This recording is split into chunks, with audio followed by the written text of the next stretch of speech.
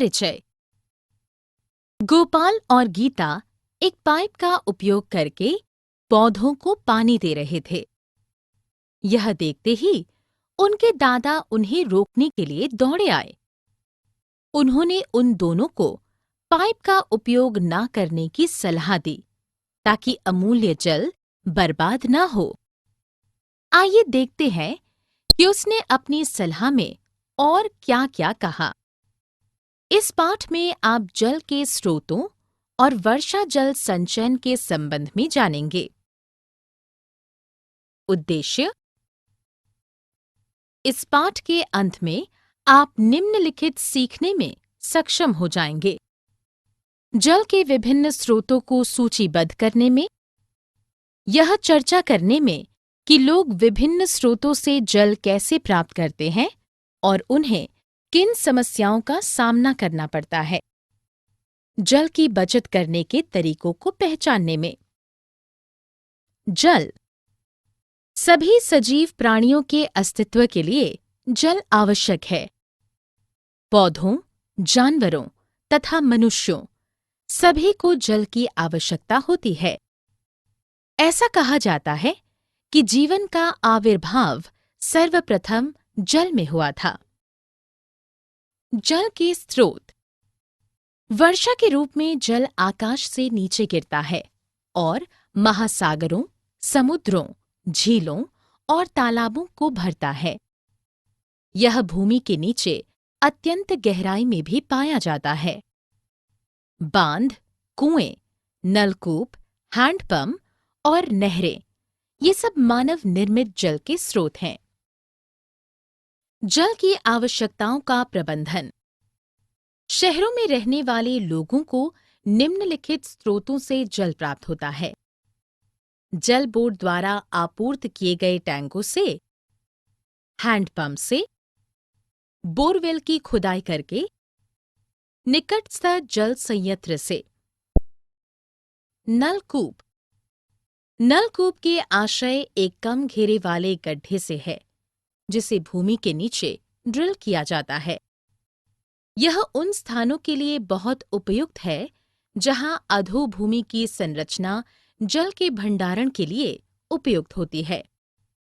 हरियाणा, उत्तर प्रदेश, पंजाब और बिहार के राज्यों में नलकूप द्वारा बड़े पैमाने पर सिंचाई की जाती है। बावड़ी। बावड़ी के आशय एक बहुमंजिला कुएं से है जिसमें सीढ़ियों से नीचे उतरकर जल तक पहुंचा जाता है। बहुत समय पूर्व लोग अपने जानवरों और सामानों के कारवां के साथ लंबी लंबी दूरी वाली यात्राएं किया करते थे। लोगों को लगा प्यासे यात्रियों को जल प्रदान करना एक अच्छी बात है। इस प्रकार उन्होंने कई सुंदर बावड़ियों का निर्माण किया। बांध। बांध एक प्रकार का अवरोध होता है जो जल के बहाव अथवा भूमिगत धाराओं के प्रवाह को रोकता है या इन्हें सीमित करता है।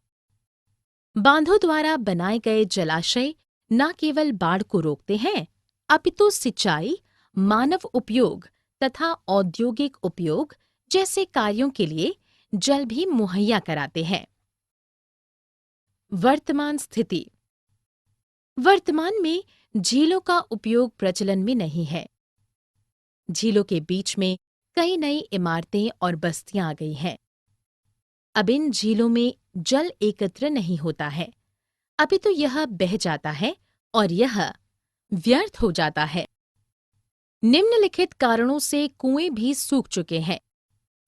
क्योंकि विद्युत मोटरों की सहायता से भूमि के नीचे से जल को बाहर निकाला जा रहा है और वृक्षों तथा पार्कों के आसपास की भूमि को सीमेंट से ढक दिया गया है। वर्षा जल संचयन। वर्षा जल संचयन एक विधि है जिसके अंतर्गत विभिन्न उद्देश्यों की पूर्ति के लिए वर्षा के जल का संग्रहण, भंडारण तथा उपयोग किया जाता है। इस तकनीक का उपयोग वर्षा के जल को संग्रह करने के लिए किया जाता है, जिसमें एक पाइप के माध्यम से छत से बहने वाला वर्षा का जल एक टंकी में एकत्र कर लिया जाता है। पाइप के सिरे पर एक छलनी लगा दी जाती है ताकि कोई गंदगी टैंक में ना जाए। सारांश। हमने जो कुछ सीखा है उसे संक्षेप में दोहराएं। पृथ्वी पर उपलब्ध जल सभी के लिए है। जल की दुर्लभता का समाधान करने के लिए हमें पुरानी झीलों और नलकूपों का पुनर्निर्माण करना चाहिए और नई झीलों व नलकूपों का निर्माण भी करना चाहिए। प्रत्येक घर में वर्षा जल संचयन प्रणाली स्थापित की जानी चाहिए।